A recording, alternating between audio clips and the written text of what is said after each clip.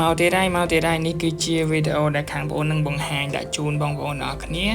សម្រាប់ម៉ូដនេះដែរគឺភ្ញៀវគាត់បានកំងមកខាងហាងយើងខ្ញុំ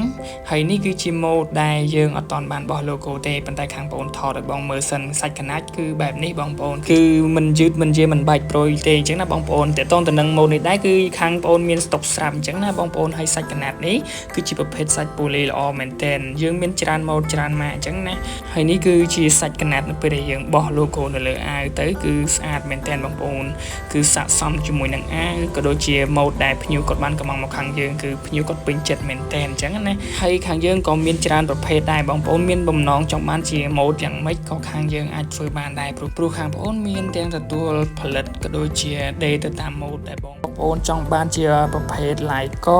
ឡាយដៃឡាយចង្កេះអីនោះទេអញ្ចឹងខាងយើងក៏អាចធ្វើបានផងដែរបងប្អូនដែលមានតម្រូវការចង់ធ្វើឲ្យយឺតក៏បើក៏មូលដែលអាចប៉ាក់ logo បោះពុម្ព logo print logo នៅលើអាវបានហើយនឹងសាច់កណាត់ល្អធានាគុណភាពក៏ដូចជាតម្លៃសមរម្យបងប្អូនអាចទាក់ទងមកកាន់ page